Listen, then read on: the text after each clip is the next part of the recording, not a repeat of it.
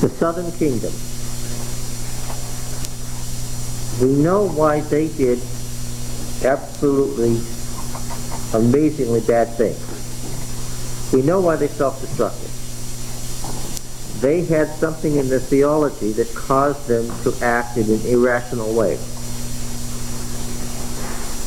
They rebelled again and again and again against their covenant overlord, knowing that they were bringing disaster on themselves. What was it again in the theology of Judah that caused them to move right ahead, thinking that they could do that with impunity? What was it? It was the belief that the promise to David was inviolable, eternal, fixed, unchangeable, and rooted in the very nature of cosmic order. Yes. Now, Roy's question was, in reading bright history of the last 100 years of Judah in chapters 7 and 8, Judah self-destructed, but so did Israel. Israel did the same sorts of things in the previous century. What was there in Israel that could have caused the northern kingdom to have similarly reacted with impunity, rebelling deliberately and repeatedly against the Assyrian Empire? What could it be? Now that you've had a chance to think about it, Roy, do you have an answer? Well, again, obviously it wasn't theology that long, because I mean, they really had no theology. There is no Yahweh's theology at that time. They were pretty much taken really for all practical purposes. Well, they were pretty much taken for practical purposes. That doesn't mean that they didn't. Syncretism is what? What does syncretism mean? Worshiping both one God. It's the bringing together of two religions. Give me a modern example of syncretism. Catholicism in Central America is a wonderful example of syncretism. You take this. Okay, take this. Right, between north and south, it's centrally located. Oh, well, yes, that's true. That's all of Latin America, that's true. You take the local god and you find the day that he was worshipped, and then you identify that with a Christian saint, and you make it that same day, and you continue the feast just as it was, only now you ostensibly worshiping Christians. It's syncretism. So just because they were in effect by now Baal worshippers, and they just called this Baal Yahweh, doesn't mean that they didn't still have something in Yahweh's theology driving them on to disaster. John? Well, I happen to believe that, and I'm listening to you reading that the whole earth creation and the experiment was to show the rest of the universe what humans do. Yes. And it seems to me that the reason that the Israel experimentation nowadays in what happened to them was to show us in the modern day that you can't keep the law.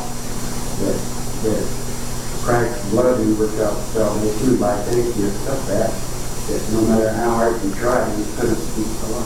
Okay, it certainly is a historical. The idea that history is the basis of faith is certainly central to Israel's whole worldview. But what specifically in their theology could cause them to act with impunity? Israel was the biggest of the kingdoms in Western Asia, but it still was tiny in comparison to the Assyrian Empire. Why did these successive Israelite kings continue again and again to rebel against the Assyrian Empire when they could have just sent the taxes and stayed alive forever? They must have had, each of these kings there were dynasties, a couple of them lasted 4 generations, but thereafter they were individual kings who overthrew their predecessors, and yet they continued the same policy. Even though King A and the next King B may have been unrelated, they continued the same policy. The question is, what was there in the thinking of the northern kingdom that could cause them to follow that policy?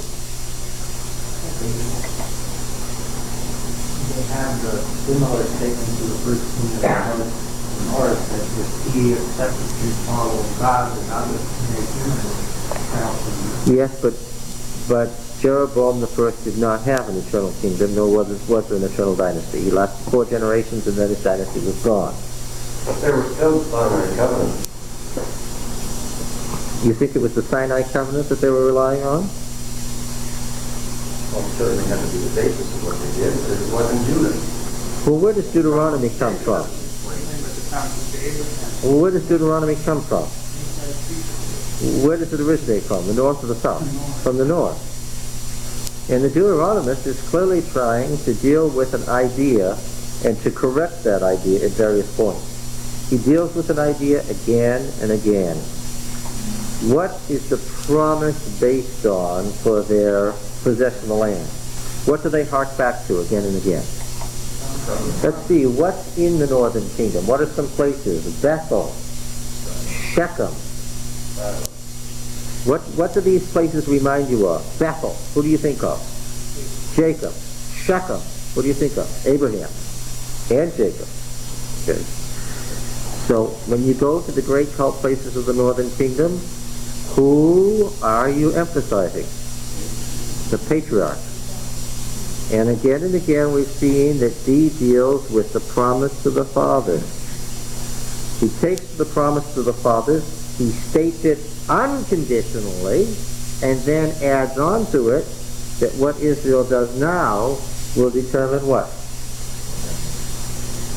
Why does the Deuteronomist do this again and again? What does that tell you? What's in the public mind?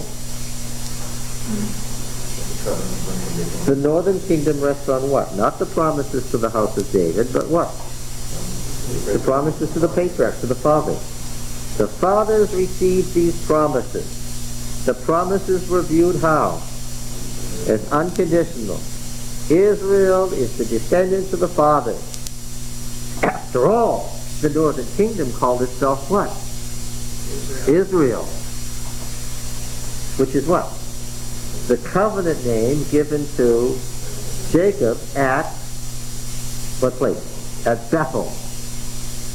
Do you remember that? That's in Genesis. Let's go back and see if we can find that in Genesis.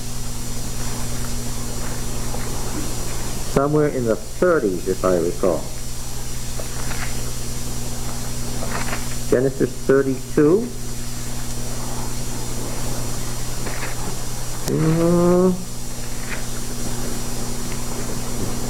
In chapter 33, Jacob is in Shechem, chapter 33, verse 18 is following, and in chapter 35,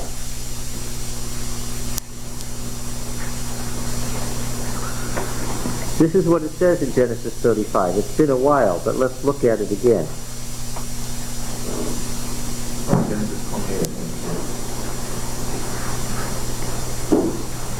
No, I don't think so. That's where he's leading. That's simply a promise. 35 is the fulfillment. And God said to Jacob, El, right?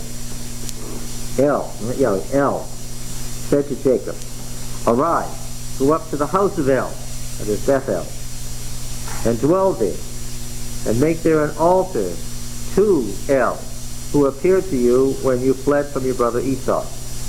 So Jacob said to his household and all who were with him, put away the foreign gods that are among you, and purify yourselves, and change your garments. This is the beginning of a covenant ceremony.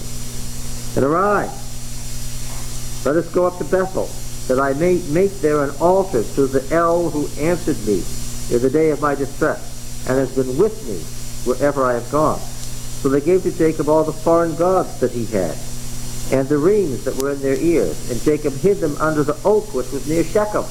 They were at Shechem and they're going to Bethel. Remember how the foreign gods were put away at Shechem under Joshua? Yeah. And as they journeyed, a terror from God fell on the cities that were round about them, so that they did not pursue the sons of Jacob. And Jacob came to Luz, that is Bethel, which is in the land of Canaan, and he and all the people who were with him. And there he built an altar and called the place the God of Bethel. El Bethel, the God, the El of Bethel. Because there El had revealed himself to him when he fled from his brother. And Deborah, Rebekah's nurse, died, and she was buried under the oak below Bethel. So the name was called the Oak of Weeping. God appeared to Jacob again when he came from Paddan Aram and blessed him. And God said to him, "Your name is Jacob. No longer shall your name be called Jacob, but Israel shall be your name." In the E account, Jacob does not become Israel where? There's another story about how Jacob became Israel. Where? At the brook. That's right, when he wrestled with the angel.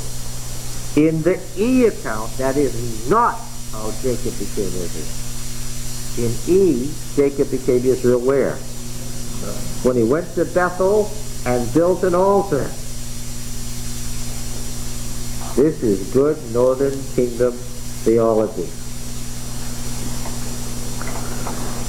God said to him, "Your name is Jacob. No longer shall your name be called Jacob, but Israel shall be your name." So his name was called Israel. And God said to him, El said to him, "I am El Shaddai. I am El Shaddai. Be fruitful and multiply. A nation and a company of nations shall come from you, and kings shall spring from you. The land which I gave to Abraham and Isaac I will give to you, and I will give the land to your descendants after you." Then God went up from him in the place where he had spoken with him. And Jacob set up a pillar in the place where he had spoken to him, a pillar of stone. And he poured out a drink offering on it and poured oil on it. So Jacob called the name of the place where El had spoken to him, Beth-El, the house or temple of El. Tell me about this covenant. Tell me about it. Dale, tell me about it. It's unconditional. The promise to Abraham and Isaac is confirmed to Jacob at Bethel when El Shaddai appears to him and gives him an unconditional promise of descendants and land.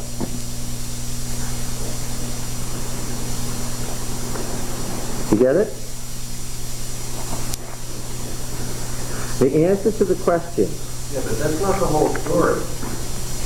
I mean, this whole episode is preceded by Jacob telling his household to put away their strange gods. So that they can get this unconditional promise. Yeah. What? The words are unconditional. They were said again and again. But inferentially, it's not. It's conditional on their putting away the gods. That's what Jacob told them to do before they went up to Bethel. Now, if Israel had put away their strange gods, the promise would have held. He agrees with you. He agrees with Right. you.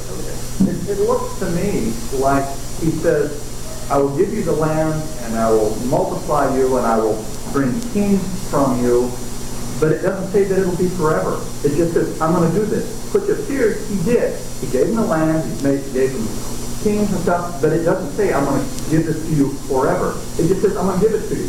And he did that, which makes it, then in my thinking, it's unconditional. Anytime they go away from it, he's already done it. They can go away from it, and he can, bring them to naught after that. But he lived up to his bargain. He gave them the land, he made kings from them, he multiplied them, but that doesn't mean it's going to be forever. What would you people be called if you lived in the Northern Kingdom? Heretic. No. You'd be called what? What party line is that he has just spouted there? Yeah. Huh? Mushite, meaning what? Where is such a theology presented? Deuteronomy. Yes. You are a Deuteronomist. That's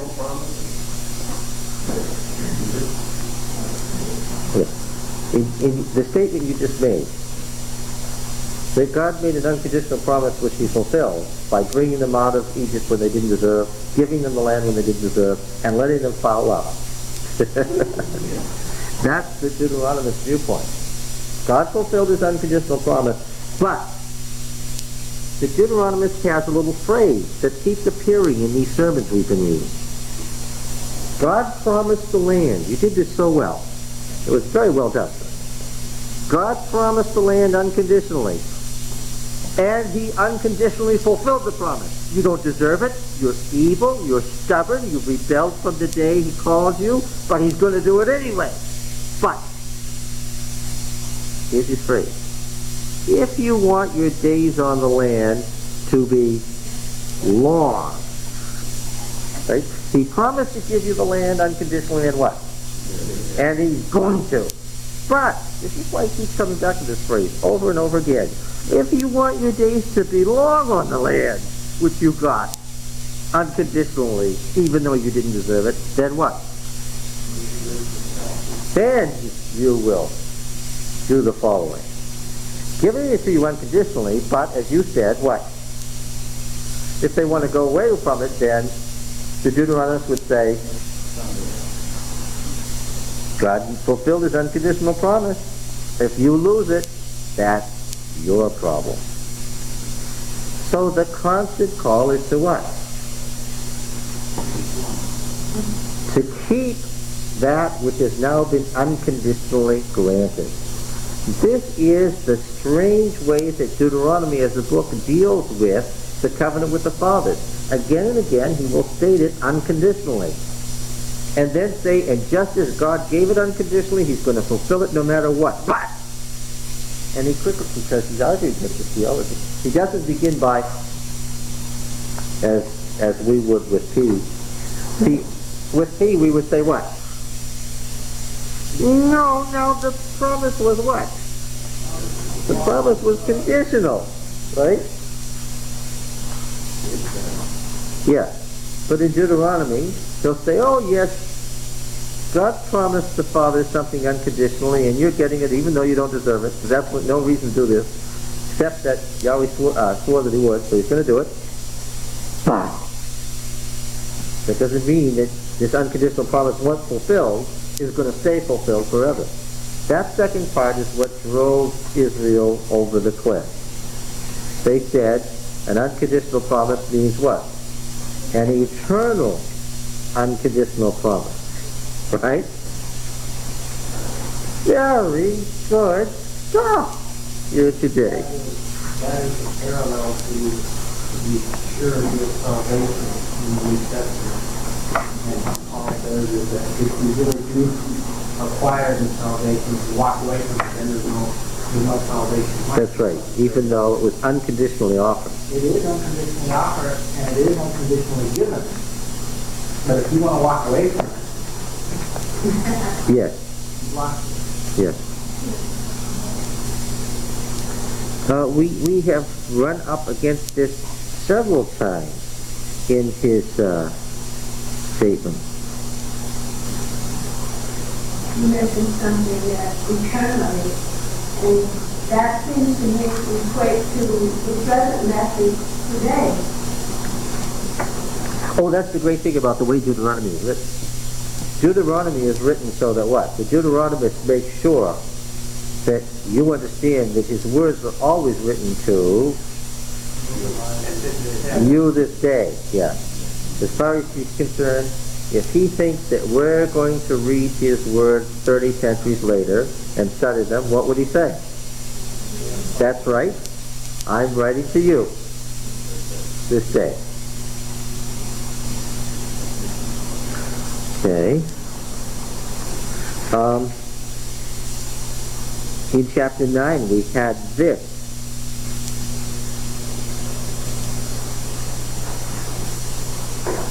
That it's not because of your righteousness, verse 5, or the uprightness of your heart that you are going in to possess their land, but because of the wickedness of these nations, Yahweh your God is driving them out before you, and that he may confirm the word which Yahweh swore to your fathers, to Abraham, Isaac, and Jacob. He swore it, so what? He will do it. There's no hint in the way the Deuteronomist treats the promise to the fathers that he thinks it's conditional. The conditional, see, if we went back now, this is the problem in teaching method, Roy. If we went back and studied Genesis now, from what you know now, I would say these verses that attack conditionalism are inserted by whom? By P.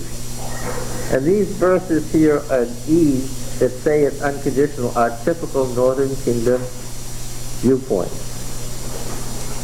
All right. Let's see. We had talked about the tables of stone, and we had come to chapter 10. Let's look at chapter 10. He gets the second table, he makes the ark, so forth.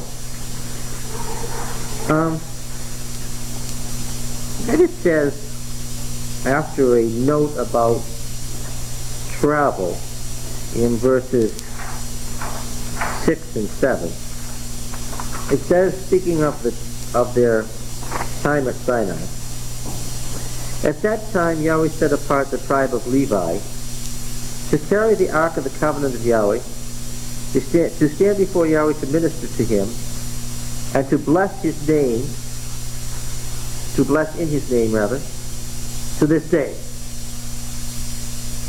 Therefore Levi has no portion or inheritance with his brothers. Yahweh is his inheritance, as Yahweh your God said to him. Now what did you notice about this in relation to peace? What did you notice about these verses in relation to peace? Something strike you here as unusual or odd? Well, see, Levi was separated at the time of the golden calf. Well, yes, that's what's happening here. Don't let the intervening verses confuse you. Yes, it's happening at the time of the golden calf. It's not the timing that's odd. What is it? Offhand way that he deals with the one thing. Well, who is it that is carrying the ark of the covenant of Yahweh, standing before Yahweh to minister to him, to bless in his name? Who is it? The whole Levite ark was Aaron. This is very different from what P said. What does P say about these duties here? Aaron and his sons. That's his typical phrase. The Aaronite priest. Aaron and his sons, or the priest, comma, the sons of Aaron. Isn't that the way it is? I think I read that all the way through Exodus, Leviticus, and Numbers. Right? Who is it here? The Levi. Of course, you must understand that if you say that God set aside the family of Aaron to be his priests, then who are not his priests? The Mushites. Yes. And in P you have the family of Aaron. Then you have Gershom, Kohath, Merari, remember? And all their duties related to the tabernacle, in which they are subservient to and assistant to the family of Aaron. And you know, if you look for it, you can discover that Moses had a family and children in peace, but there's no significance made of that. You have to go searching in the genealogies for that. You get the impression as you read about the Levitical family in that ribbon surrounding the sanctuary, that there's Gershom, Kohath, and Merari, and then over here on the east side, who is it? It's Aaron, yeah, who lived over there too. Moses and his family, but this is the priestly side on the east side, and it was Moses and Aaron and their families who lived over there. So by implication of what P himself says, these people over here are all priests, so who else are priests besides Aaron? Moses and his sons, but you never get in any narrative of that P tells you about any hint that there were any Mushites, right, serving as priests. Let's look at some of these passages here. Chapter 17, Deuteronomy 17. Let's see. Verse 9 mentions the Levitical court. You go to the Supreme Court, and what is it? It's coming to the Levitical priest and the judge who was in office in those days. Who are priests here? Levites. And they are assistants, all right. Who are they assistants to?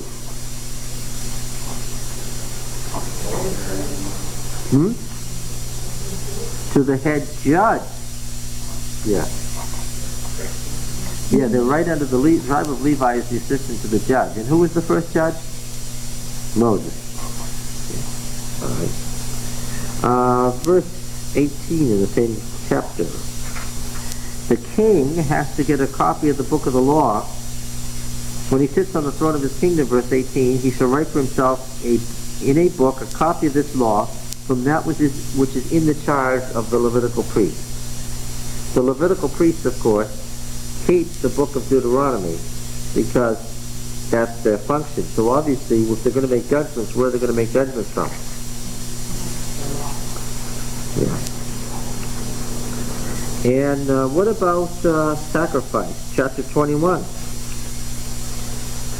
The unknown murderer. The elders of the city gather, and they gather 21:5. The priests, the sons of Levi, come forward to bless Yahweh your God. For Yahweh God has chosen them to minister to him and to bless in the name of Yahweh. Exactly the same phrase that we saw in the passage we're looking at.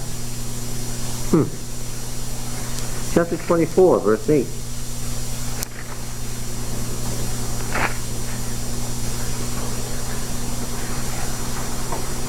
This is very interesting. Take heed in any attack of leprosy to be very careful to do according to all that the Levitical priest shall direct you. Now this manual of purification, Leviticus 11, 12, 13, 14, 15, and 16. In the manual of purification there's a long section on purification from leprosy, remember? D here treats that as if he knows about it, but doesn't wish to include it. He treats that as, who should study that? Who should be worried about that? The Levitical priest should be worried about that. Your worry is to do what they, the Levitical priests, tell you to do. Yes. As Yahweh commanded them, so you should be careful to do. Remember what Yahweh your God did to Miriam, the leprosy matter. And there's the whole tribe of Levi again, who have this manual. P would give you the impression that this manual of purification, like everything else, is in whose possession? The family of Aaron. Yes. Chapter 27.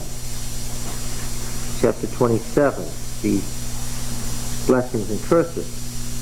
Verse 9, and Moses and the Levitical priests said to all Israel, keep silence and hear, O Israel, this day you become the people of Yahweh your God, and so forth.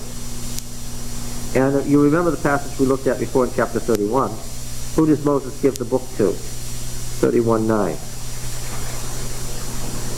Who does Moses give the book to?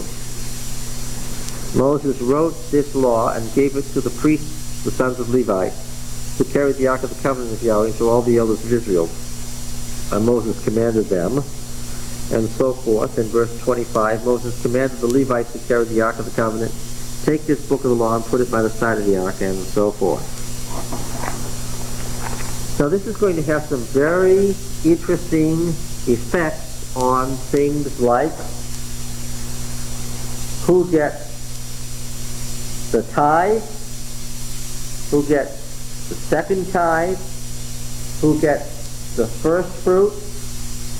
There were distinctions between what the Levites got and what the priests got in peace. Now, if you're saying that the whole Levitical tribe are potentially priests, is there a distinction between some and others? Yes, there is indeed, but it's divided very differently. And we're going to find how he thinks the tithe should be used is different than in peace. Have you ever read any of these discussions on the use of tithe that float around in the Adventist Church? Yeah. Every fringe element in the church wants to write a little paper on the proper use of the tithe. Yes, right. Without the foggiest notion that there's a difference between P and D on the use of tithe that we'll study, okay? All right. So, let's go back to where we were there and see what else we're going to find. I stayed on the mountain as at the first time 40 days and 40 nights, and Yahweh hearkened to me that time also. For Yahweh was unwilling to destroy you. And Yahweh said to me, Arise, go on your journey at the head of this people, that they may go in and possess the land which I swore to their fathers to give them. This is an unconditional statement, Lord. And now, Israel. No, look up here. Tom, could you swing the camera over to the board here?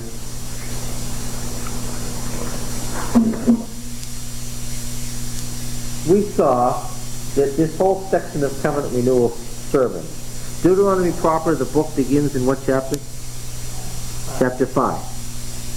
The first thing you have is the law, the actual statement of the Decalogue, and the introduction to covenant law. That's chapter 5. In chapter 6, you have another subsection, right? And now, 6.1, leave it there. And now, 6.1. And now, this is the commandments, the statutes, and so forth. 6.1 has an introduction. And now, and right following that introduction is the great central statement of the covenant duty as he sees it. I hope everybody can say it by now. I was doing a mortgage in a Jewish home, Russian Jews. Of course, the children were American. The boy was 9. So in the mortgage application, he came in. I said to him, say Shema. This isn't exactly what they expected from the banker, who didn't look Jewish or have a Jewish name. He looked at his father. I said, no, can't look at your father. You say Shema. Now he was really in dread and in doubt. So now everything had ground to a halt. There was dead silence. Say Shema. And he came through. What did he say? He said, Shema Yisrael, Adonai Eloheinu, Adonai Echad. What's that? Hear, O Israel, the Lord our God, the Lord is one. And you shall love the Lord your God with all your heart, with all your soul, and with all your might. Right? What if I ask you, what is covenant duty indeed? What would you say? Is to recognize first what? That God is one, and you must love him with all your heart, with all your soul, with all your strength. That is the covenant.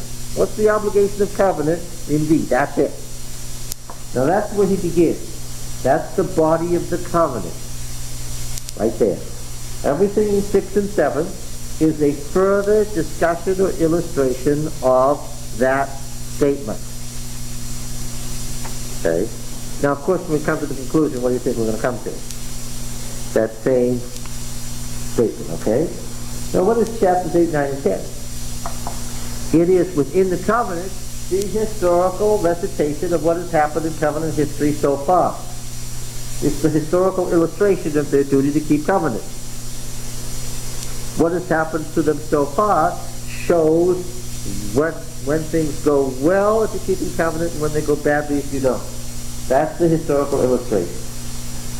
Now when we come down to chapter 11, this is an exhortation to this generation. So as we come to the end of chapter 10, we're coming to the end of this chapter 5 through 10 actual illustration of covenant. When we get to 10:12, we are getting to the passage which sums up this whole section that began in chapter 6. You'll find headings at the beginning of chapter 7 and the beginning of chapter 8 and the beginning of chapter 11 that mark off these subsections just as there was a heading at the beginning of chapter 5. Okay? Now, all right, we'll bring it back over here now. Now then, 10 then, 10, 12, and following is going to have some relationship to what we saw in Deuteronomy 6:4 and following. Okay? So let's read it. And now, Israel,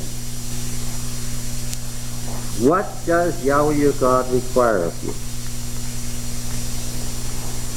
But to fear Yahweh your God, to walk in all his ways, to love him, to serve Yahweh your God with all your heart and all your soul, to keep the commandments and the statutes of Yahweh which I command you this day for your good.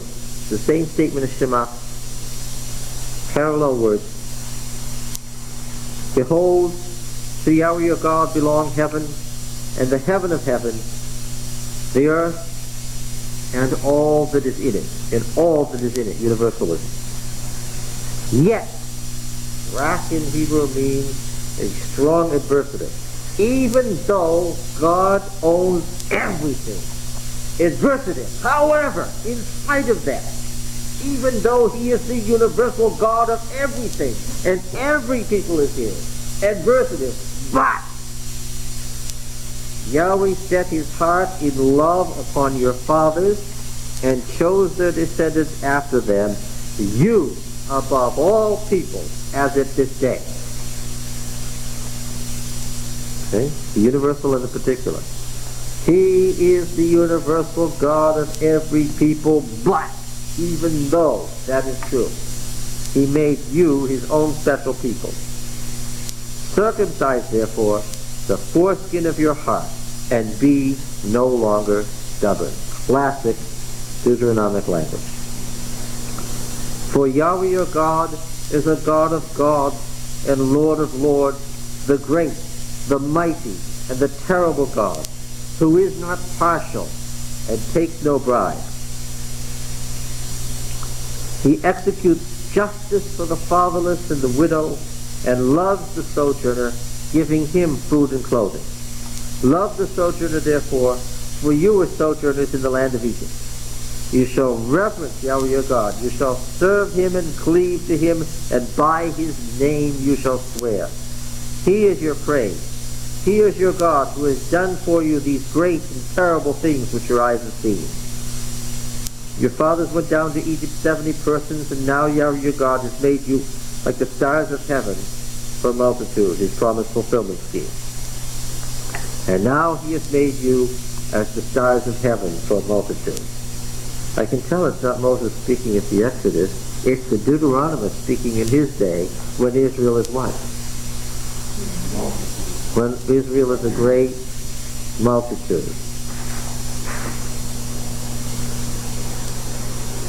This is a summary of the body of the law.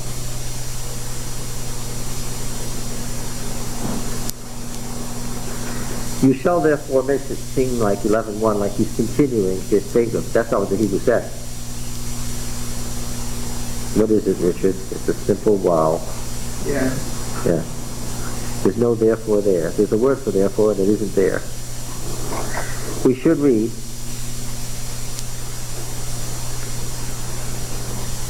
and you shall love Yahweh your God, and keep his charge, his statutes, his ordinances, and his commandments always. And consider this day, since I'm not speaking to your children, have not known or seen it. Now the Deuteronomy goes in the other direction. The covenant is not with the fathers. What? It's not with the children. Maybe the Lord will fulfill his promise when? Maybe the Lord will fulfill his promise when? Yes. What's the implication? What's in the minds of Israel? Conditions are not favorable for covenant now. Things are going badly now. When will it be fulfilled? To the children. Our children will get the promise. Not now. See, he has to deal with this too. And so he says, the covenant what? The covenant is not for the children. You must teach the children, but the covenant isn't for the children. It's what? It's for this generation now.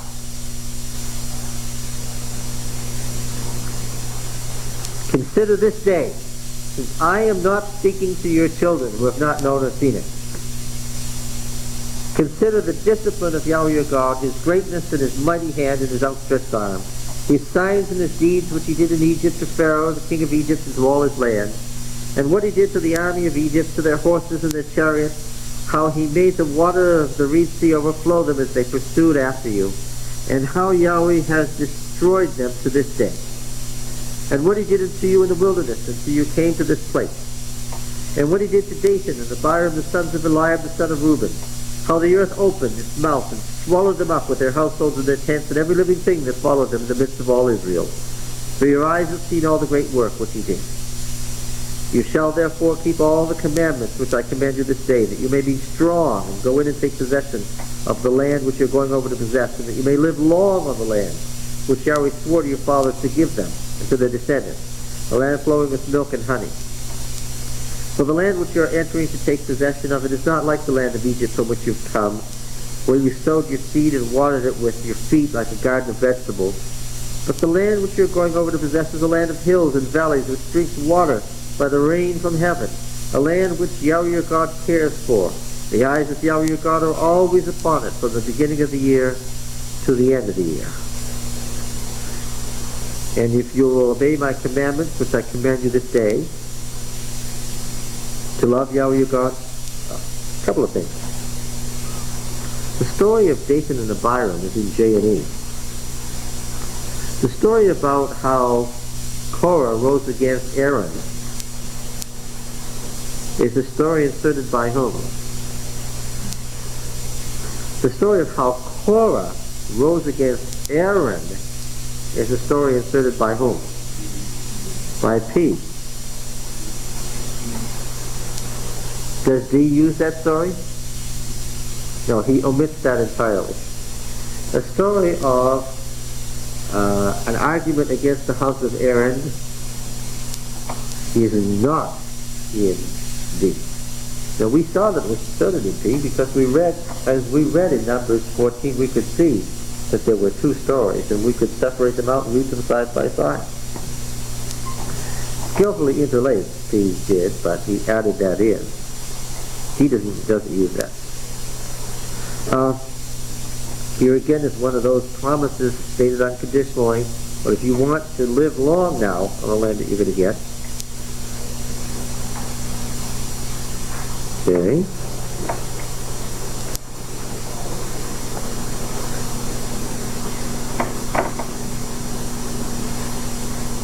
Notice what has happened to the phrasing here. In the body of D's work, D makes Moses so much the mouthpiece of God. Who's speaking, for instance, in 11:13?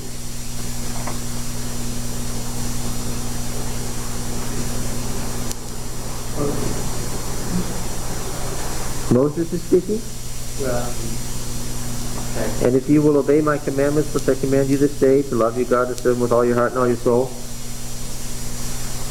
Speaking for God. He's not only speaking for God, he's speaking as if what? As if he was God. And who's really speaking? Well, He is really speaking. Yes. And he has written it as if the very words are whose words? God's words. If you obey my commandments, Moses says, speaking for God. Who really says? Thee says, speaking for Moses, speaking for God, so that these words are what? Are God's words, word for word. When thee speaks, who is speaking? God speaks. Yeah. As one of the commentators quickly told me before, when it comes to thee, I and the Father are one. Yes. I'm a little bit confused about how he, earlier, like verse 4 and on, he's talking about saying it wasn't your children that saw the works I did with the Egyptians and all of that. I mean, or like in verse 5 and all of that. But he's sort of talking to them as if they were the ones that went through that experience. But I mean, it was really there later on, and it was their fathers that went through all of that experience. No. Suppose we were living in 9th century Israel, and Egypt does not control Palestine to this day. Then what? Remember, we don't say if it's now, it's not then. Then what? If we're not slaves to Egypt today, why is it? It's because the Lord brought us out from there with a mighty hand and an outstretched arm. That's why today we don't send any taxes to Egypt. Right? Yeah. And today, how many descendants of Dathan and Abiram, the sons of Eliab, the sons of Reuben, are here? None. Yeah. What happened to them? We know that they were swallowed up. So it's our Western thinking that separates the events back then. That's right. Historical present. They make history as historically present. Let's see. All right. Here's a little summary of what we're going to see in Deuteronomy 28. The if-then blessings and curses. Here's the blessing and the curses. And if you will obey my commandments which I command you this day, to love Yahweh your God and to serve him with all your heart and all your soul, he will give the rain for your land in its season, the early rain and the later rain, that you may gather in your grain and your wine and your oil. And he will give grass in your fields for your cattle, and you shall eat and be full. Take heed lest your heart be deceived, and you turn aside and serve other gods and worship them. And the anger of Yahweh be kindled against you, and he shut up the heavens so that there be no rain, and the land yield no fruit, and you perish quickly off the good land which Yahweh gives you. And here the perishing is obviously by famine from lack of rain. Makes me think of Homer. Elijah, of course.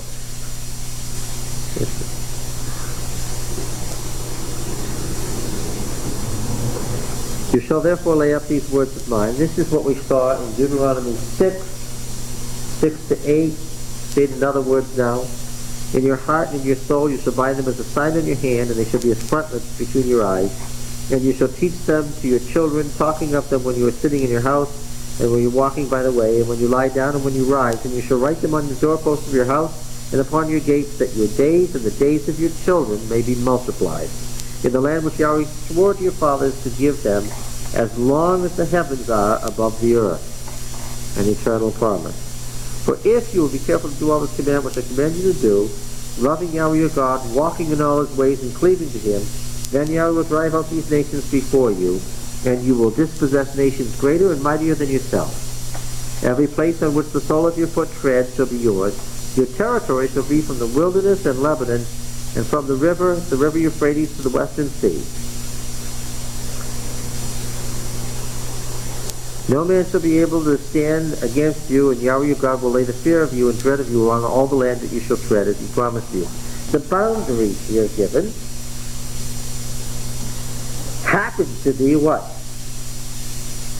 The boundaries here given happen to be what? The boundaries of the Davidic Empire, exactly, and only the Davidic Empire. Do you think it's coincidence that the boundaries given in Deuteronomy are exactly the boundaries that are later stated in Kings to be the boundaries of the Davidic Empire? No. Now then, as we close chapter 11, we are coming to the section where he is about to enact the covenant ceremony. But of course, we're not going to get to the covenant ceremony till we get to chapter 27. Why? Because D has inserted, at this point, the D code. The D code, Deuteronomy 12:1 to 28:68. So here, let's read this last paragraph. Yeah. Yes, this is a long week, you're saying, huh? Behold, I set before you this day a blessing and a curse. The blessing, if you will obey the commandment of Yahweh your God, which I command you this day, and the curse, if you do not obey the commandment of Yahweh your God, but turn aside from the way which I command you this day, to go after other gods which you have not known. And when Yahweh your God brings you into the land which you are entering to take possession of it, you shall set the blessing on Mount Gerizim and the curse on Mount Ebal. Are they not beyond the Jordan, west of the road, toward the going down of the sun, in the land of the Canaanites who live in the Arabah over against Gilgal, beside the oak, beyond Gilgal, beside the oak of Moreh? For you are to pass over the Jordan to go in to take possession of the land which Yahweh your God gives you, and when you possess it and live in it, you shall be careful to do all the statutes and the ordinances which I have set before you this day. Now, from there, the next verse is chapter 27, verse 1, which has now been included in the covenant code. But chapters 12:1 to 26:19 are the rest of the code that has been inserted at this point. Okay? And it's the word, all the statutes and ordinances which I set before you this day, that makes it possible for the Deuteronomists to insert the covenant code at this point. Now then, here we go. The D code. What is a code? It's been a while now. What is a code? The law codes of the Old Testament. What is a code? The Hammurabi Code. What is a code? What do we mean by a law code? We said we had the covenant code. Exodus 21:1 to 23:33. I think we better go back to the board, Thomas, if you could. Appreciate that. We have the code here. The covenant code, which we said was the earliest of the codes. We studied it at length when we were studying Exodus. Exodus 21:1 to 23:33, preceded by a single law, the law of the altar, Exodus 20:22 to 26. Then we have the priestly manual, the ordination ritual, the manual of purification, the holiness code. What was the refrain that distinguished the holiness code, which is always shortened as H, by the signal H? What distinguished the holiness code? What was the refrain? Yes. You should be holy, for I, Yahweh your God, am holy. You should be holy, for I am holy. Yes. It's refrained over and over again in the holiness code. The holiness code is the most extensive of codes. Then we have the varia. So I haven't mentioned these before. Varia is just the plural of various things. Varia meaning they're all added together in numbers. Together they form a code. It is a huge second code that P is put in there. And there are all the verses of laws that you find in Numbers. I haven't given you that list before, but there it is. So we have the covenant code, the holiness code, all these subcodes, and D is the third great law code. The priestly manual, the ordination ritual, the manual of purification, and the varia are subcodes in P. Three great codes, the covenant code, the holiness code, and the D code. Now we're coming to a third great law code. What is a law code? A law code is a collection of laws. Not a random collection of laws, however. A collection of laws that, taken together, illustrate a theology, have an internal consistency, and an internal theological viewpoint and worldview. Okay? we will find that the covenant code is very distinctly a certain way. You can read a law and you can state it. If you studied it, you can say, yeah, that comes from the covenant code. That's typical of the covenant code. Oh, that's from the holiness code. That's typical of peace. Oh, that's from the Deuteronomy code. That's typical of peace.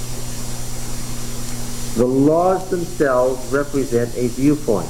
They represent a theology and a worldview. Obviously, you could sometimes have the same law that appears in all three codes, but it's serving a somewhat different function in each code, right? Right. So, we've got to make some general remarks on the D code as distinguished from the others. Okay? The D code is much less concerned with the priestly function of Israel.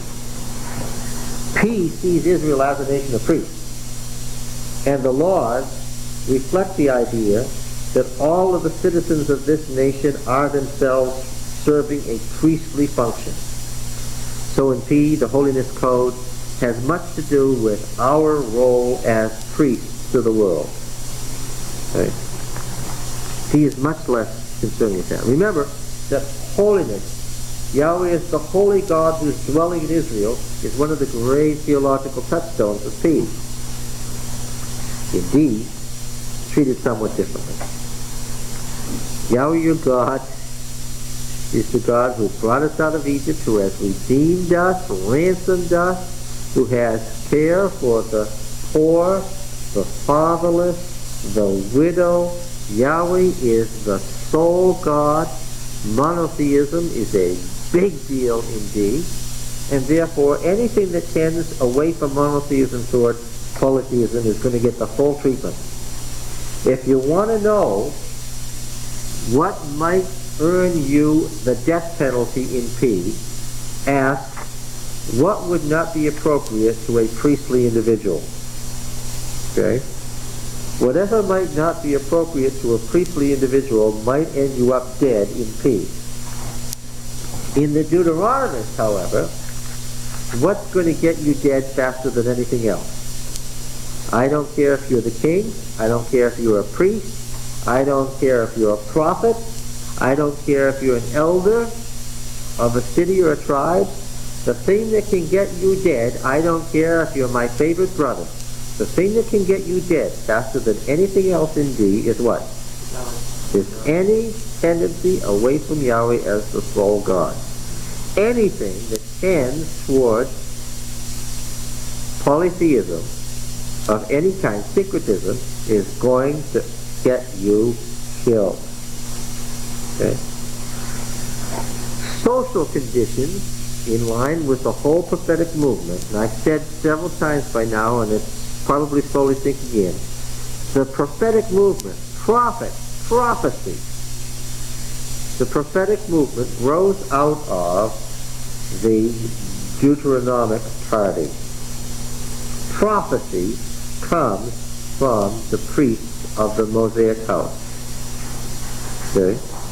Because you remember, Moses' office of judge was split into what? Prophet and king. Yeah. Okay.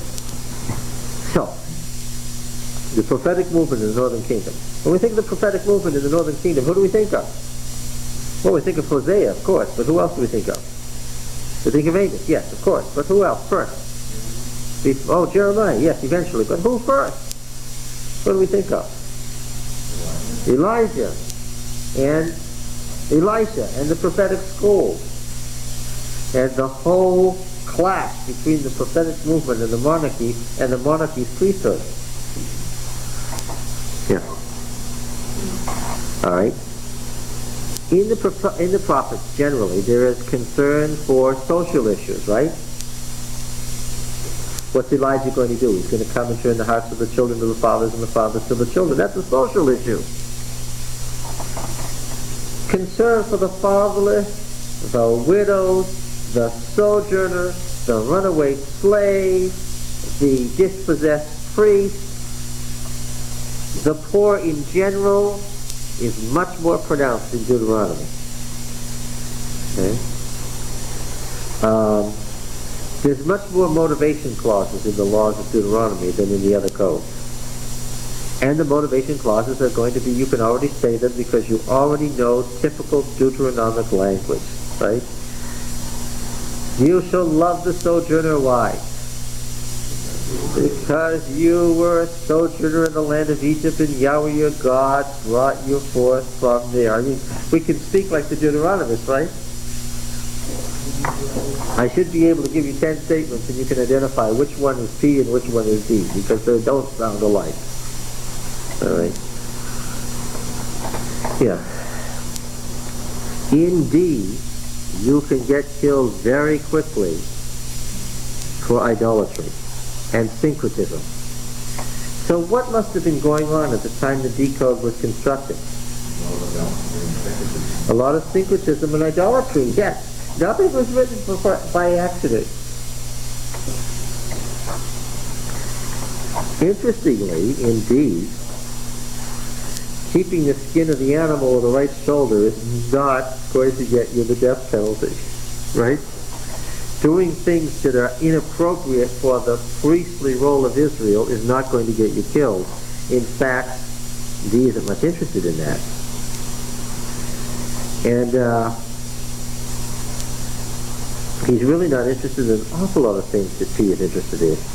But he's very interested in monotheism and social laws that reflect who Yahweh is. Okay? Now then, we'll find D's religion in some ways isn't strict enough for us. Okay? Because one thing that we would say today is, one thing that we're not tempted to is what? Is to overt idolatry. There's nobody in the church today who really thinks that along with Yahweh I ought to worship Baal, right? This is not a big issue. It may be in some places in the world, right? Maybe in some parts of the church, but not right here. All right. Let's see what he says. These are the statutes and ordinances which you shall be careful to do in the land which Yahweh your God, the God of your fathers, has given you to possess all the days that you live on the earth. That's an introduction, if ever there was one. You recognize the words once upon a time, don't you, right? All right. We saw before that the first law in a code is likely to set its tone and give you some idea of where the code is going, right? The holiness code begins with the law of blood. Okay? The covenant code begins with the law of the altar. How shall we see the decode beginning? Let's look. You shall surely, certainly, indeed, destroy all the places where the nations whom you shall dispossess serve their God.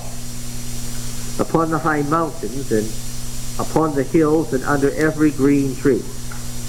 You shall tear down their altars, dash in pieces their pillars, burn their Asherim with fire, hew down their graven images of their gods, and destroy their name out of that place. Destroy their name means to be annihilated from the cosmos, right?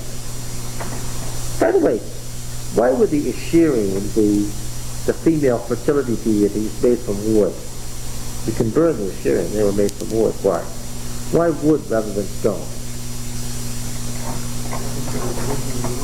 Wood was alive, and this represents female fertility.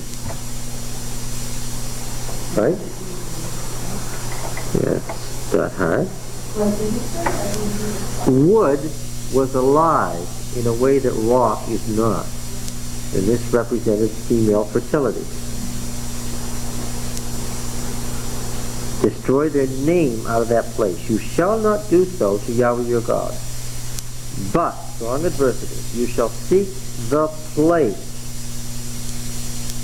Lishkano. Well, that's a priestly phrase. Shakan is, what does Shakan mean? What Well, what kind of dwell? The word originally meant what? Shekan means to what, literally? No, not to sit. What does it mean literally? It's verbal root. First meaning was, what does Shekan mean? The Mishkan, to tabernacle, to tent. Yeah. So literal. Now this was the great priestly phase, that the glory of Yahweh is tabernacling or tenting among us, right? That was the big key theology of P, and he uses it here. This is one of the indications that D is composed after P. He's going to go in a different direction with it. The place which Yahweh your God will choose out of all your tribes to put his name there and make his Shekan, his habitation, his tenting, PL verb. Not pointed PL, but that's what's supposed to be there. Thither you shall go, and thither you shall bring your burnt offerings, your sacrifices, your tithes and offerings that you present, your vow offerings, your freewill offerings, and the firstlings of herd and flock. And there you shall eat before Yahweh your God, and you shall rejoice, you and all your household, in all that you undertake, in which Yahweh your God has blessed you. This is a big law. This has huge implications. What does it say here?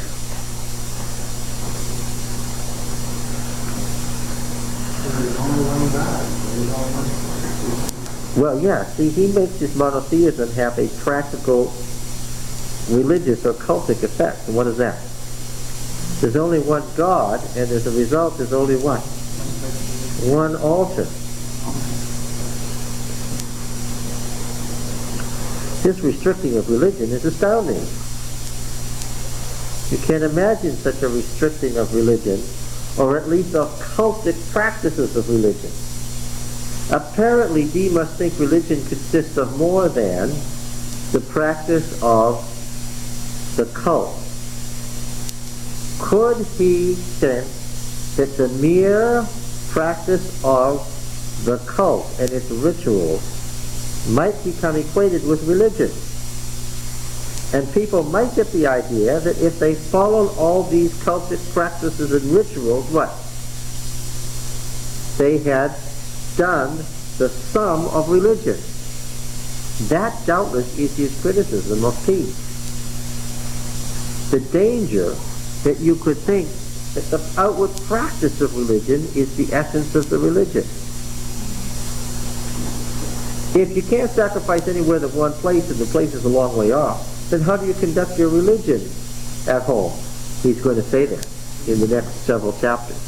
It's a lot of other things other than sacrifice. So sacrifice is severely restricted here. Okay? Where do you sacrifice? At the place where he makes his habitation, his dwelling, his shekaning, his tenting or tabernacling. Therefore, at the tabernacle, using the priestly term for the tabernacle. You offer sacrifice at the tabernacle.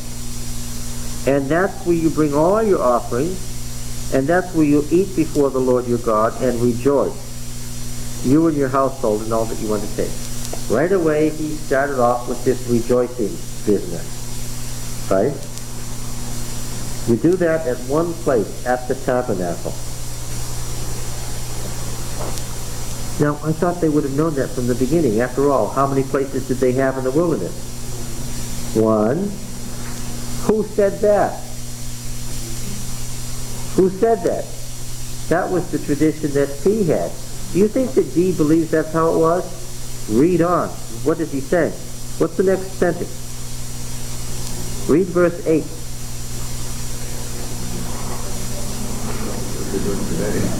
What? This is Moses speaking now. This is D saying this is what Moses said to the first generation. What does verse 8 say?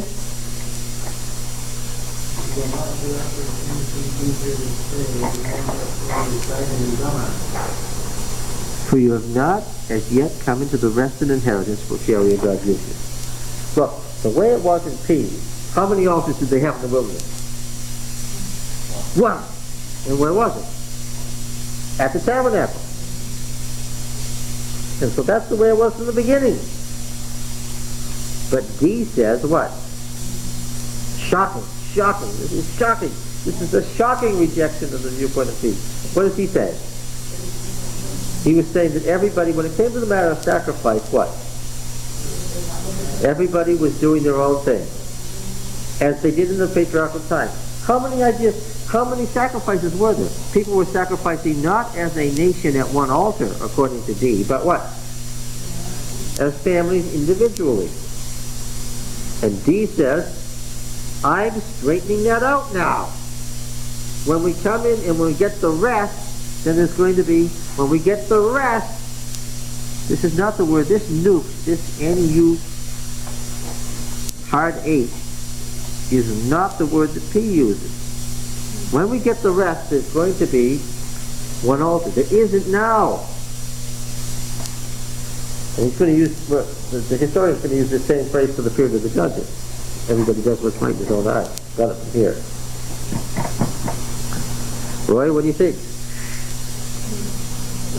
What?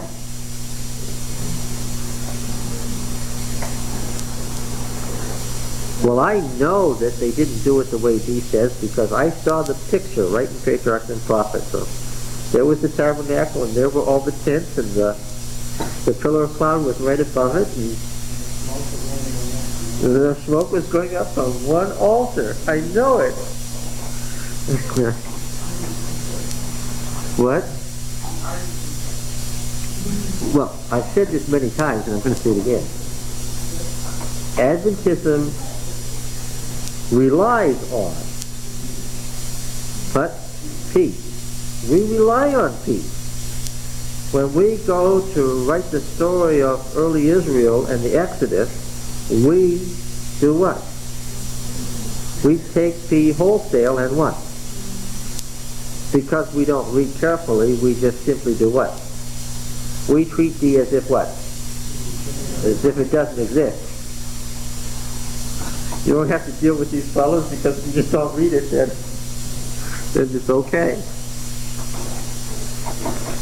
In D, one altar is a revolution. The problem has been that Israel has never gotten to one altar in D. Because it was because of transportation was difficult and rural, and so they had local places. Yeah, he's picturing them as they've gone in, and because they haven't had the tradition of one altars have they adopted. Like Abraham, the people who lived. Yeah. If you lived in Ramah, then what? The high place that the Canaanites in Ramah built, what? That's yours now. And if there's anything that D abominates, it's what? It's syncretism. Right? And he says the reason we had inherited all these altars is there never was a time when we had one altar. And we're going to come to that. That's what God's intention is. They didn't have one altar even in the wilderness? Yeah, that's what he's saying. This is Moses speaking in the Arabah, right? Isn't this still Moses speaking? To the first generation of Israel in the Arabah? It seems like that verse 8 is not very specific. It's saying that you're not to do as we do here today. That I wouldn't necessarily take that to mean specifically that they had multiple altars. Well, what's the topic of this paragraph, Richard? What is he discussing? Well, getting rid of high places, worshiping in one place. Well, then if you don't think that's what verse 8 is about, then let's read verse 9. For you have not as yet come to the rest of the inheritance which Yahweh your God gives you, but when you go over the Jordan and live in the land which Yahweh your God gives you to inherit, and when he gives you rest from all your enemies round about, so that you live in safety, then to the place which Yahweh your God will choose to make his name dwell there, thither you shall bring all that I command you, your burnt offerings and your sacrifices, your tithes and the offerings that you present, and all your votive offerings which you vow. It's the same list that he had in verses 6 and 7.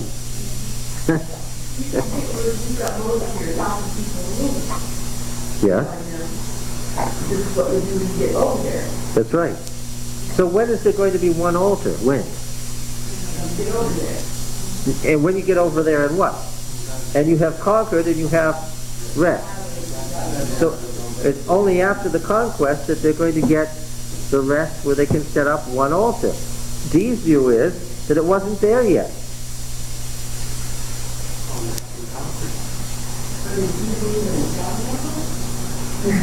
Did Dee believe in a tabernacle? Wonderful question. What did Dee believe in? For sure, by reading Dee. Yeah, I've read Deuteronomy all the way through to the end, so I know everything that's in Deuteronomy from beginning to end. I read it about a dozen times now. And I know what Dee believes in. He believes in a law, 10 Commandments. He believes in an ark. And what is the ark? It's a box. And he believes in a sacred tent. Right? And who goes to that sacred tent? Moses and, well, somebody else went with Moses. Joshua.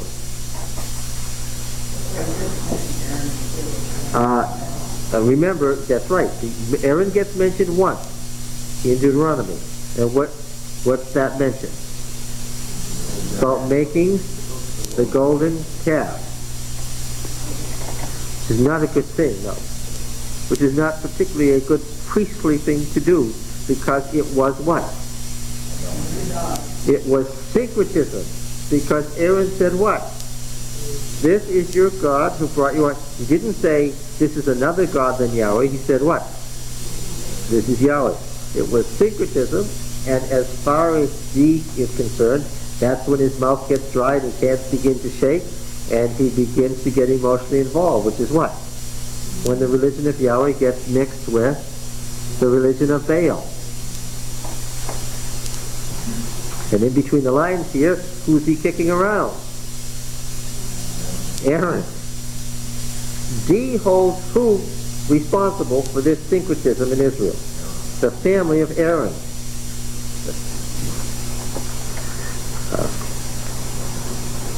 And again, where were the sacred tents of the Bushite family? Where were they? Outside the settled areas, yes. So we don't have candlesticks. No table of showbread, no altar of incense, no golden candlestick, no veil. Would he invent them? You know, and make them up whole as if that never happened in the wilderness, you mean? Yes. I learned all that. This is great. I want to know. Yeah.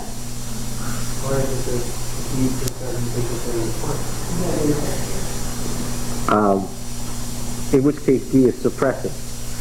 Her question is P creating the tabernacle or D suppressing it? This is a rather important question, isn't it? As Adventists, we'd be awfully unhappy if we found out what? That P created it. Well, it's almost like the study was before the instructions were given, before the model was shown. No, but where is this happening? Where is this discussion? Where are these words being spoken? Still acting like it's a plan. No. Where is D? Well, they must have went all over the garden. Yeah, that's right. 4 verse 44. When they came out of Egypt, beyond the Jordan, opposite Beth Peor, in the land of Sidon, the king of the Amorites, after they took possession of Og, king of Bashan, and so forth. This is the last 30 days before Moses' death. I would suspect that what he wrote, I mean, those things were there, but I mean, that's not important to me. It needs to think about something else. It's not only not important to D. I think it's more than it's just not important to D. Remember what I just said about the history of people following ritual organizing anywhere. Look, beyond the ritual, that's the best do. I think D refuses to discuss it. In fact, D even treats it as if what? Yes. Because what? As far as he was concerned, all that priestly stuff, vast as it is, led to what kind of a religion? A religion in which they did or did not obey the law. Did not obey the law, but thought what? Thought they were.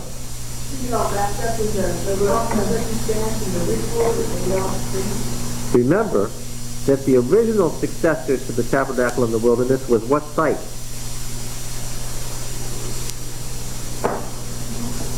And it's a site that D is really attacking in Deuteronomy. Bethel. Don't forget that the original site of the tabernacle in the land was Bethel, according to Joshua. They set it up at Bethel for obvious places because of its connections with the old. And D doesn't like it at all. And he knows that Bethel and Jerusalem each claim to be the successors to the tabernacle in the wilderness. And as D is writing in the 9th or 8th century, because this is really from the time of Elijah and Elisha, this is composed under the great prophetic movement from the family of Moses in the northern kingdom. As he's concerned at that time, what does he think about the temple at Bethel and the temple at Jerusalem? Both of which by then were in the hands of the family of Aaron. As far as he was concerned, what? Bethel said not at Jerusalem. Jerusalem's a pagan city. Bethel is the one where God made the promise to Jacob, right? Jerusalem said, no, not at Bethel. That's been superseded by the promise to David. This is the true site. What did D say? Yes, that's right. He said a plague on both your houses. God's curse on you both. Neither place, as far as he was concerned, was succeeding in transmitting what the law was. And what do I think? I think he's actively suppressing, because he's actually making a polemic against what he considers to have become a corrupt system. So could he have actually been Elijah or Elisha? Could he have been Elijah or Elisha? Sure. Or part of this school, because they had great prophetic schools that they founded. The idea is, Elijah didn't write anything. He must have been illiterate. He was from Transjordan and on the edge of the wilderness. I don't know that living on the edge of the wilderness means you're illiterate, does it? Yeah. Yeah, that you probably are not sophisticated. So maybe that's a 19th and 20th century bias that's being imposed on Scripture. The other thing is that it's very odd of Elijah to have founded schools all over the place and revived the schools of Samuel if he was himself illiterate. It's just an odd thing for an illiterate person to do. Yeah. And clearly Elijah was trying to revive what Samuel had done with these prophetic schools. Actively creating a movement that was designed to undermine the syncretism of the royal family. Right? And don't think that Jezebel was just a foreign pagan woman. Remember, because she was a pagan woman, did she have anything against the worship of Yahweh? No. Was it a problem for her to say Baal is Yahweh? No. And she wasn't lost on the religion of Yahweh and its traditions either. She knew that the Deuteronomy code said that you could be put to death for blasphemy. What? Let's go over to that story in 1 Kings.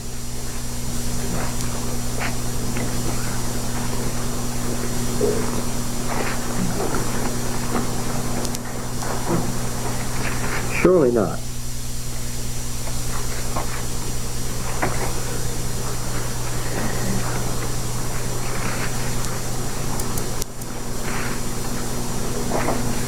First Kings 21.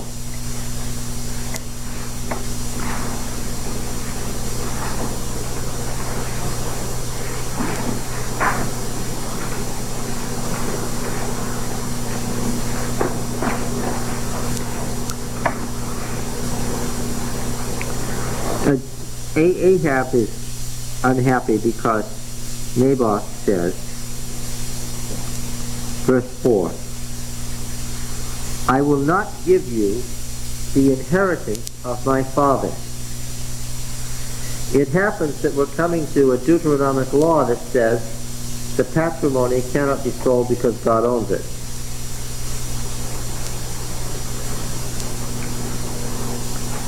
And so it says that Ahab lay down on his bed and turned away his face and would eat no food.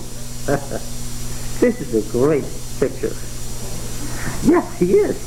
He's the king of Israel, and his father Omri was the most powerful king of his day in Western Asia. So Ahab really was born to the throne. He was the son of a great and powerful king. And what is he? He's a spoiled brat. And he can't have something he wants. It isn't good enough that his father has given him a great and powerful kingdom to inherit. He can't have this vineyard. So he's got his face to the wall and he won't eat. This is hilarious. And it also tells you something about Ahab's relation to Jezebel. And what is that? She wasn't the mother goddess for nothing. Yeah, she wasn't playing Ishtar's role for nothing. What's she doing? So he's going to act like a baby and what? She's right there to mother him. Why is your spirit so vexed that you eat no food? And he said, because I spoke to Naboth the Jezreelite and said to him, give me your vineyard for money, or else if it please you, I'll give you another vineyard for it. He answered, I would not give you my vineyard. Jezebel said to him, do you now govern Israel? Arise and eat bread, and let your heart be cheerful. I'll give you the vineyard of Naboth the Jezreelite. Oh, well then that's not so bad, is it? She'll get it for you, so what? He can come and eat his dinner. So she wrote letters in Ahab's name and sealed them with a seal. She sent the letters to the elders and nobles who dwelt with Naboth in his city. We're going to find when we read the decode that who runs the country? Not the tribal elders. Who runs the country in the decode? Who has the power of life and death? Who's supposed to make these decisions? You've got 13 cases of life and death, and in every single case, who's supposed to make the decision? The elders of the city. The decode comes from a time when Israel is what kind of a nation? An urban nation where each little village is attached to a city. You get in some trouble, who's responsible for it? You find a dead body, you don't know who murdered it, who has to deal with it? The elders of that city. Anything that calls for the death penalty, who's got to decide? The elders of the city. So she sends to the elders exactly the particulars that we see in the decode. She wrote letters, sealed in the king's name, to the elders. By the way, this shows the limitations of monarchy. The king doesn't have power of life and death in Israel. Who has the power of life and death? This is still very much the traditional tribal law that we see in peace. And what does she say? Proclaim a fast. Set Naboth on high among the people. Set two base fellows opposite him, and let them bring a charge against him, saying, you have cursed God and the king. It happens that the cursed El, it happens that in the decode, one of the 13 reasons for the death penalty is what? Blasphemy.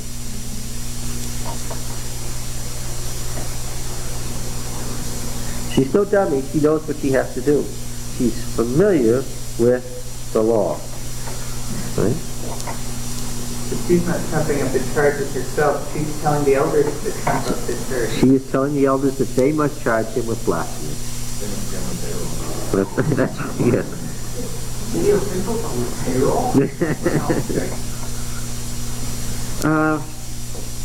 They proclaimed a fast. Two base fellows. Why two base fellows? Jezebel knows that the law says what? in the mouths of 2 witnesses only. That's the minimum. Isn't this interesting? Okay. Naboth cursed God and the king, so they took him outside the city and stoned him to death with stone, which happens to be what? The required penalty for blasphemy. Then they said to Jezebel, saying, Naboth has been stoned, he's dead. As soon as Jezebel heard that Naboth had been stoned and was dead, Jezebel said to Ahab, Arise, take possession of the vineyard of Naboth the Jezreelite, which he refused to give you for money, for Naboth is not alive, but dead. Now, who should the vineyard have gone to? His heir. Yes. Later on we'll find out it was not Naboth alone, but his family, his male heirs that were stoned with him. So Ahab arose to get out of the vineyard of Naboth the Jezreelite to take possession of it. This is the use of covenant law to violate the covenant. Then the word of Yahweh came to Elijah the Tishbite, saying, Arise, go down to meet Ahab king of Israel, who is in Samaria. Behold, he is in the vineyard of Naboth, where he has gone to take possession. And say to him, Thus says Yahweh, Have you killed and also taken possession? Used to say to him, Thus says Yahweh, In the place where the dogs licked up the blood of Naboth, shall dogs lick up your own blood. And this is the site of that famous scene. And Ahab said to Elijah, Have you found me, O my enemy? Which is also a pouting. Of course, the author is writing with extreme irony. The vineyard is the possession of God. Okay? So, when Ahab goes to take possession of that which is God, who does he find? Yes, he finds God in the person of Elijah. Bad news. Probably because he couldn't get it. He finally goes there with relish to get it, and what? And of course you're supposed to picture this scene. He gets there, and what? The garden has a serpent in it. There's Elijah waiting for him with a message. I have found you because you have sold yourself to do what is evil in the sight of Yahweh. Behold, I'll bring evil upon you. I will utterly sweep you away, and will cut off from Ahab every male bond or free in Israel. And I will make your house like the house of Jeroboam the son of Naboth, and like the house of Baasha the son of Ahijah, for the anger to which you have provoked me, because you have made Israel to sin. And once again, we notice something interesting. The prophet speaks, but he speaks as if what? He says, I have found you. He's speaking of himself, but he speaks as if what? He is God. A tendency we notice indeed. And of Jezebel, Yahweh also said, The dogs shall eat Jezebel within the bounds of Jezreel. Anyone belonging to Ahab who dies in the city, the dogs shall eat, and anyone who dies in the open country, the birds of the air will eat. There was none who sold himself to do what was evil in the sight of Yahweh like Ahab, whom Jezebel his wife incited. He did very abominably, going after idols, as the Amorites had done, whom Yahweh had cast out before the people of Israel. That's the Deuteronomy historian writing. Okay. Yes. How did we get here? What brought us here? Oh, yes, blessing, yes. Back to chapter 12.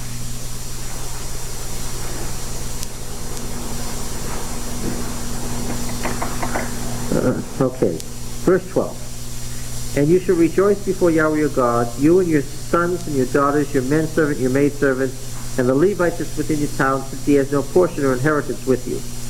Take heed that you do not offer your burnt offerings at every place that you see, but the place which Yahweh will choose in one of your tribes, there you shall offer your burnt offerings, and there you shall do all that I am commanding you. Okay? Now, about the rejoicing, we commented about this the last time. Well, we see it here. In verses 7, 12, and 18. Chapter 14, verse 26. Chapter 14, verse 26. The 3rd year tithe, which I gather was in the spring. The 7 years, folks, the 7 years was divided up into 2 parts. Each how long? No. Each how long? 3.5. The new year was in the fall. The third year tithe was brought in the spring, 3.5 years later. A 7-year period broken up into 2 halves, each 3.5 years long, with 30-day months. So how long was the period? 1,260 days. Oh, I thought Daniel made all those things up in Daniel 9. No. Those were the old agrarian cycles, the 1,260 days, the 3.5 years. Yeah. Okay. Now this is about that 30-year tithe then. 3.5 years into the 7-year period. Chapter 14 and verse 28, I think. Yeah.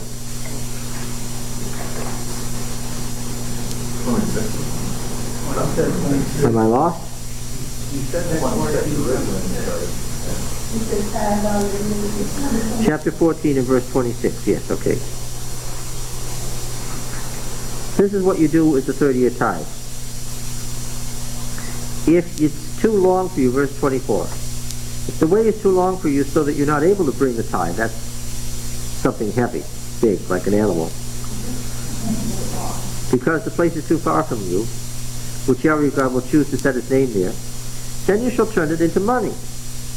And bind up the money in your hand, and go to the place which Yahweh God chooses, and spend the money for whatever you desire, oxen or sheep or wine or strong drink, whatever your appetite craves, and there you shall eat before Yahweh your God and rejoice, you and your household. Well, this is the second time. Can't use the first time for wine or strong drink. You have to use the second time for wine or strong drink. Now, is this saying that they should take a vacation? Yes, of course. And also, I know that Moses never said these words. Moses never wrote this law. It's another example of the law of Moses being the law of Moses and those in his office. Why? Nobody in the 15th century said, turn it into money and take the money with you and buy what you want there. Why? There wasn't any money. It was only after the great temples in Babylonia had become banks, and they begin taking pieces of, turning into coins. What? Yes, but this is after you come into the land. So, this law is clearly a law from the 9th century or thereafter, when there's what? When there's what floating around? There's money. Not a barter system society. I'm going to go to Shechem or Shiloh or Jerusalem. I'm going to sell my animals for money. Take the money and they'll have what there? They'll have some stuff for sale for money. I'll give them the coins, they'll sell me something. So what does this do to our Oh, well, I like Giannis Wright's statement in his commentary on Deuteronomy. He said the Bible contains sufficient statements about temperance that there's no need to worry or rest the meaning of other passages in favor of temperance. In Israel, when you went off to the great annual feast, among other things, in your rejoicing, you could what? Your feast included wine or strong drink. Well, yes, anything made from, wine is anything made from grapes or, to be more precise, anything of the fruit harvest, and strong drink is anything made from the grain harvest. Now, of course, the one with fermented wine. Yeah, because there was no other way to have it. Fermentation was a method of preservation. Well, it's hard for us to imagine that. But the reason they fermented things was to preserve them. Yeah, there was no refrigerator. Now, this is just like what we've said about polygamy and a lot of other things. It has nothing to do with nailing the law to the cross or anything like that. It has to do with the societal situation at the time. What was the ideal at the time? This was the best thing they had. There were times in the year when the water was sitting in the cistern, and what did it look like? There were lots of towns where you went to drink water, and what did it look like? It was green. Why? It's been sitting there for 6 months. You couldn't drink water. What was there to drink? Wine. All kinds of wine. Fruit wines with various kinds. Now, they had alcoholic content. It was minimal. There was some alcoholic content certainly in the beer that they made and the other kinds of liquors that they made. Why did they have such a low alcoholism rate, and why is alcoholism so low as a rate among Jews to this day? Even little children drank wine and strong drink. It was part of the culture. They didn't drink it where? That's right, around the table. They didn't drink it where? At a bar. The guy who drives his car from work to the bar and drinks for the next 4 hours is far removed from what Israel was about. What were they doing here? Yes, worshiping. The family got together and they did what? They had a feast. It's very important to know that to this day, the reason that alcoholism is so low among the Jews is that children, little children drink wine. When? When? With a meal. With carbohydrates and proteins. With a meal. What is anathema? To drink what? In place of a meal was unheard of. What? It's the drink that goes with the meal. And what is the context of this? Worship and the family. The alcoholic is, oh, you see this again and again, is what? Is separated, right? Oh, yes, absolutely. It's the very opposite of what this is describing. And I say again, just like I would say about why you wouldn't have sexual intercourse during the menstrual period and why you would never even get near a pig in the Middle East. If we were living in that situation, what? This law, what? Would still be applicable. Why? It would still be the best thing you could do and the best way that you could drink any liquid. Right? Be the purest thing to drink. And what will we say about it today? We say all along, the truth is progressive and what? And we go along and we progress from those things. That there was absolutely nothing wrong with this law, any more than there was anything wrong with polygamy, but what? We wouldn't say it was the ideal. Okay? Yeah, okay. So you had to rejoice, and part of rejoicing was drinking wine and strong drinks. You were bound to be rejoicing under those circumstances. Chapter 16, verse 11. At the Feast of Weeks, you shall rejoice before Yahweh your God, you and your son and your daughter, your manservant, your maidservant, the Levite is within your towns, the sojourner, the fatherless, and the widow who are among you, at the place which Yahweh your God will choose to make his name dwell there. You not only pay for yourself, but what? The Levites, the slaves, the widows, the fatherless, all were to be provided for. It's communal. 14 and 15, you shall rejoice in the feast, you and your son and your daughter, your manservant, your maidservant, the Levite, the sojourner, the fatherless, the widow, and what's the Feast of Tabernacles, who are within your town for 7 days. Okay? Verse 26:11. Okay? Chapter 26:11.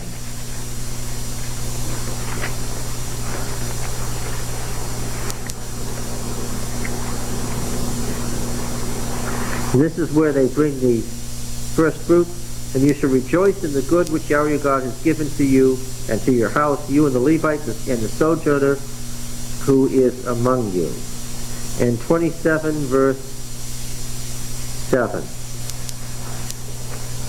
And you shall sacrifice peace offerings and shall eat there. This is at the covenant renewal ceremony. And you shall rejoice before Yahweh your God, and so forth. And of course there is the curse in chapter 28 verse 47. Because you did not serve Yahweh your God with joyfulness and gladness of heart by reason of the abundance of all things, therefore you shall serve your enemies whom Yahweh will send against you. Part of the Deuteronomic view, then. Go back to 26:12. 26:12. Mm-hmm.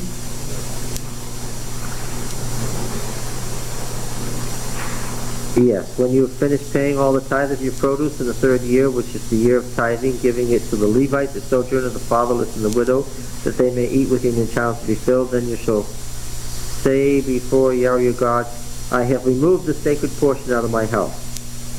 That is the tithe. How do we know it's the first tithe or the second tithe? Well, because the third year tithe is the second tithe. It'll be more obvious when we read the law applying to it in its complete form. Okay? The rejoicing is part of the rejoicing at the tabernacle at the name where the name of God dwells is part of the requirements of the law.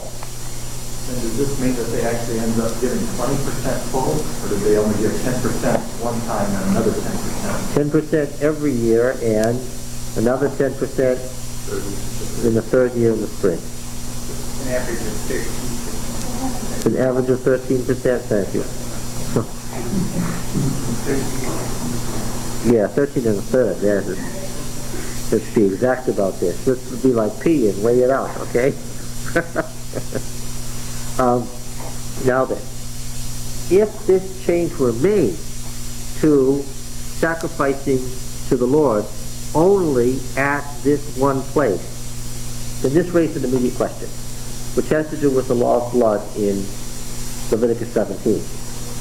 We noted that you could only eat meat in Leviticus 17 at the tabernacle. Okay? If they made that change here, then what would that mean? That you couldn't eat meat anywhere else. And that's exactly what P said. Okay? Yeah. In P, that was it. You were vegetarian nearly all the time in P because there was no other opportunity to ever kill an animal and eat it. That would be a rare event. In D, this view is liberalized greatly. There's only one word, zavak, for slaughter and sacrifice. Because there's only one Hebrew word that means either slaughter or sacrifice, depending on the context. What does that tell you about what they did originally? Originally, any slaughter was a sacrifice. Any kind of animal killing originally was a sacrifice. But here, D liberalizes that. He says, verse 15, however, you may, here we translated slaughter, it's the same word, and eat flesh within any of your towns as much as you desire, according to the blessing of Yahweh your God, which he has given you. The unclean and the clean may eat of it, as of the gazelle and as of the hart. Only you may not eat the blood. You should pour it out on the earth like water. You may not eat within your town the tithe of your grain, or of your wine, or of your oil, or the firstling of your herd or flock, or any votive offering which you vow, or your freewill offerings, or the offerings that you present. Just because you can eat animals in your town doesn't mean you can eat the animals that are for sacrifice, or the grain offerings that go with them. But you may eat meat at home, because of the blessings God has given you. This is a big new change. Much stricter in peace. And of course, we bring about the arguments they were hearing on whether animal sacrifice ordinances were legal or not. No. There's, I think it was down in Florida, someplace where there were local ordinances against making animal sacrifices. There was some religion from Africa that came by a... Well, it would almost certainly be unconstitutional. And, If you had a religion that required animal sacrifices, you'd be preventing the conduct of religion if you forbade it. so anyway, they're hearing arguments. See where that one's headed. But you shall eat them before Yahweh your God. This is the sacrifices, the place which Yahweh your God will choose, you and your son and your daughter, your manservant, your maidservant, and the Levite who is within your town. And you shall rejoice before Yahweh your God all that you undertake. Take heed that you do not forsake the Levite as long as you live in your land. When Yahweh your God enlarges your territory as he promised you, and you say, I will eat flesh, because you crave flesh, you may eat as much flesh as you desire. If the place which Yahweh your God will choose to put his name there is too far from you, then you may kill any of your herd of your flock which Yahweh has given you. Read this chapter in connection with the opening chapter of the Holiness Code, Leviticus 17, and I think that you will come to the inevitable conclusion that he knows that the Holiness Code begins as it does, with the law of blood and the forbidding of sacrifice of animals to eat apart from the ritual. And what is he doing here? Again, I have this disagreement with the scholarly setup, which is based, as far as I can see, on presuppositions about evolution.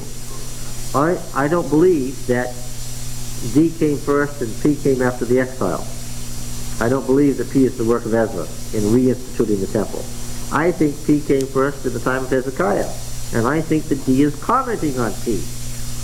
And I think that in this chapter, he begins the D code the same way the P code begins. But what? The D code is somber. This is what you cannot do. This is what you dare not do because it will pollute you. Right? Commentators constantly talk about the sense of sin in P. Whereas in D, what word comes up? Rejoice, because of the abundance of everything that Yahweh has given you. Yes, you may sacrifice in all your towns, only not any of the things that are for tithes or offerings. Yeah. So you may kill and eat within your town, verse 22, just as the gazelle and hart are eaten. So you may eat of it, the unclean and the clean alike may eat of it. Only be sure that you do not eat the blood, for the blood is the life, and you shall not eat the life with the flesh. You shall not eat it, you shall pour it on the earth like water. You shall not eat of it, that all may go well with you and with your children after you, when you do what is right in the sight of Yahweh. But the holy things which are due from you, and your votive offerings, you shall take. You shall go to the place which Yahweh will choose, and offer your burnt offerings, the flesh and the blood on the altar of Yahweh your God. The blood of your sacrifices shall be poured out on the altar of Yahweh your God, but the flesh you may eat. Be careful to heed and do all these words which I command you, that it may go well with you and your children after you forever, when you do what is good and right in the sight of Yahweh your God. When Yahweh your God cuts off before you the nations whom you go in to dispossess, and you dispossess them and dwell in their land, take heed that you be not ensnared to follow them after they have been destroyed before you, and that you do not inquire about their gods, saying, how did these nations serve their gods, that I also may do likewise? And you shall not do so to Yahweh your God. For every abominable thing which Yahweh hates they have done for their gods, for they even burn their sons and their daughters in fire to their gods. Everything that I command you, you shall be careful to do. You shall not add to it or take from it. Why does that offering your sons by fire business get added to this thing about animal sacrifice? He's very concerned that if you sacrifice animals in your hometown, far away from the place where Yahweh's altar is, if you sacrifice in your hometown, make sure that you don't see that as a religious act.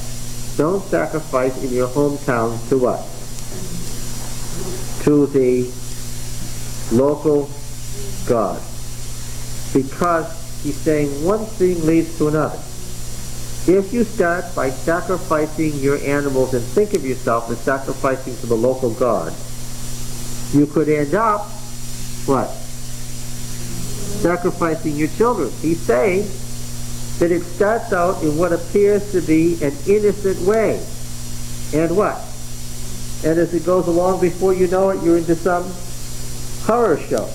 And so the second law is a way of saying, just because you can eat meat, don't think that you can start with something that appears innocuous, because it ends up in horror. Very subtle, isn't it? So how do you like it? What? Interesting, yeah. Very interesting. As you read the decode, please read the chapters, read through to chapter 26. Read them, what you know now. I think knowing it in advance will present lots of questions and ideas to you. All right? Next week? At this same time? All right, good.